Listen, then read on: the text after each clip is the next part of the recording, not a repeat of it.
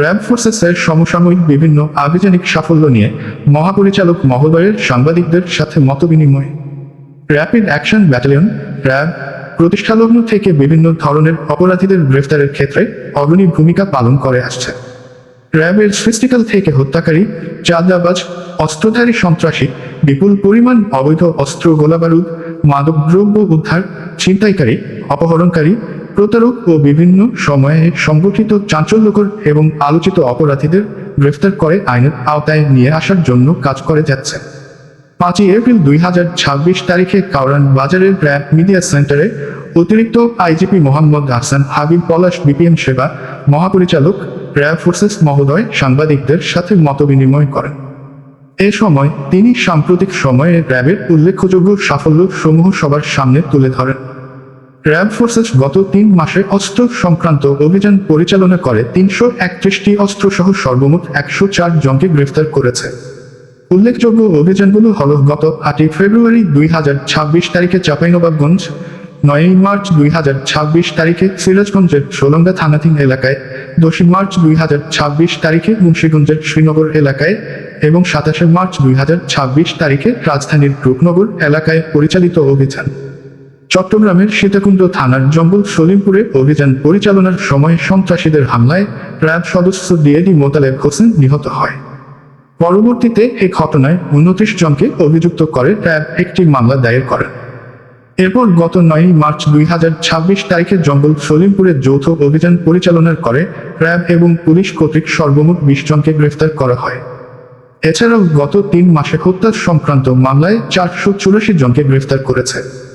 উল্লেখযোগ্য অভিযানগুলোর মধ্যে গত 8 মার্চ 2026 তারিখে ঝিনাইদহ সদর থানাধীন এলাকায় এবং গত 21 মার্চ 2026 তারিখে মাদারীপুর জেলার সদর থানাধীন এলাকায় পরিচালিত অভিযান। গত 3 মাসে দেশের বিভিন্ন স্থানে সংঘটিত ধর্ষণের ঘটনায় অভিযুক্ত প্রায় 175 জন, ছিনতাইকারী 61 জন, ডাকাত 106 জন, মানব পাচারকারী 26 জন সহ ওয়ারেন্টভুক্ত আসামি এবং পর্নোগ্রাফি মামলায় 3473 জন আসামিকে গ্রেপ্তার করা হয়।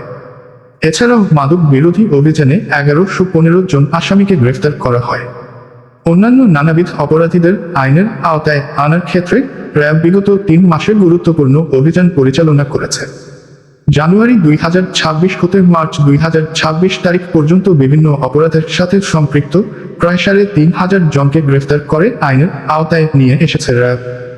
আইনের শাসন সমুন্নত রাখা, মানবাধিকার রক্ষা, সকল নাগরিকের নিরাপত্তা সুনিশ্চিত করা, অপরাধ চিহ্নিত ও প্রতিরোধ করা এবং অপরাধীকে আইনের আওতায় নিয়ে আসার ক্ষেত্রে ভবিষ্যতে র্যাব আরও দৃঢ়ভাবে কার্যক্রম পরিচালনা করবে বলে মহাপরিচালক মহোদয় আশাবাদ ব্যক্ত করেন। এছাড়াও মহাপরিচালক মহোদয় উপস্থিত সাংবাদিকদের বিভিন্ন প্রশ্নের উত্তর দেন।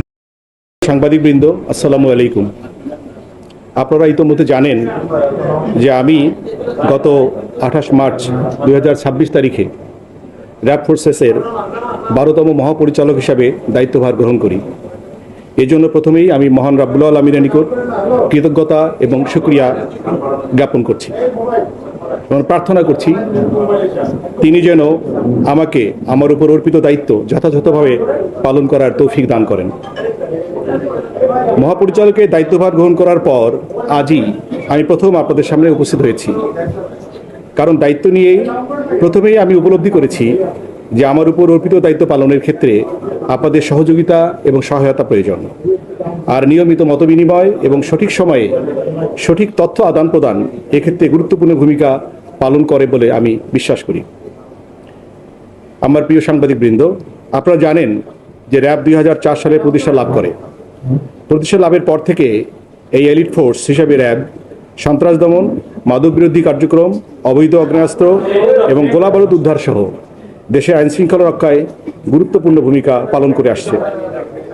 আপনারা জেনে আনন্দিত হবেন যে গত 90 দিনে র্যাব ফোর্সেস দেশের বিভিন্ন স্থানে অভিযান পরিচালনা করে 331টি অস্ত্র উদ্ধার এবং এতদ সংক্রান্তে 104 জন অভিযুক্তকে গ্রেফতার করেছে।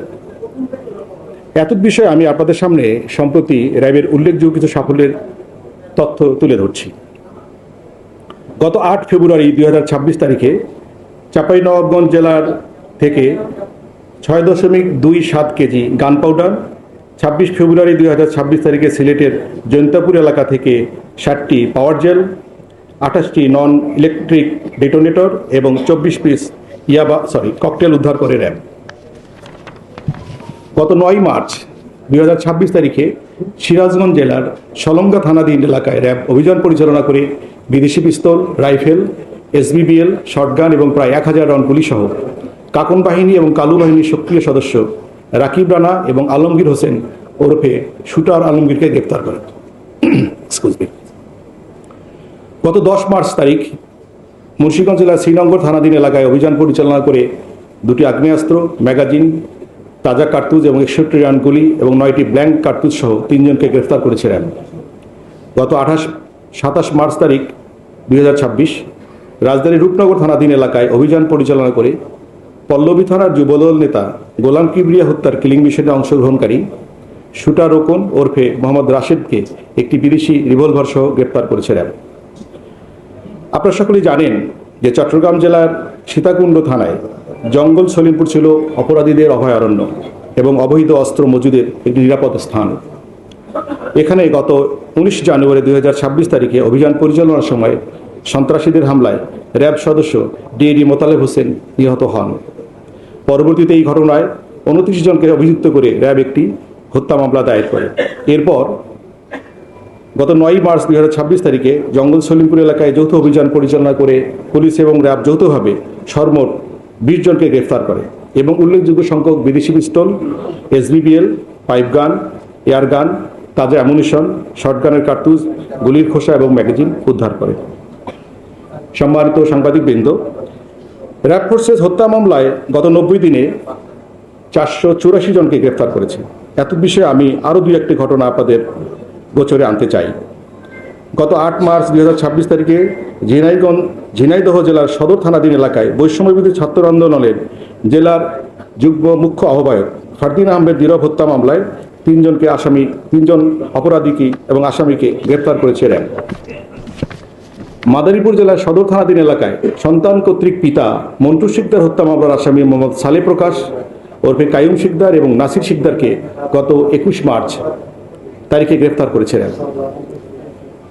নারী এবং শিশু নির্যাতন আমাদের সমাজের একটি বহুল ঘটিত সমস্যা। সামাজিক এই সমস্যা নিরসনে র্যাব সবসময় গুরুত্বপূর্ণ ভূমিকা পালন করে আসছে। গত 3 মাসে রাজধানী ঢাকার কেরানীগঞ্জ, নরসিংদী, সুনামগঞ্জ, চট্টগ্রাম, যশোর, পাবনা, রংপুর সহ দেশের বিভিন্ন স্থানে সংগঠিত ধর্ষণের ঘটনায় অভিযুক্ত প্রায় 175 জনকে গ্রেফতার করেছে র্যাব। পাশাপাশি গত 90 দিনে 61 জন ছিনতাইকারী, 106 জন ডাকাত, 26 জন মানব পাচারী সহ ওয়ারেন্টভুক্ত আসামি, প্রতারক, চোরাকারবারি, জেল পলাতক, জালনোট প্রস্তুতকারী এবং পর্নোগ্রাফি মামলায় 3473 জন অভিযুক্তকে গ্রেফতার করেছে। মাদক আমাদের সমাজের একটি অন্যতম বড় ব্যাধি।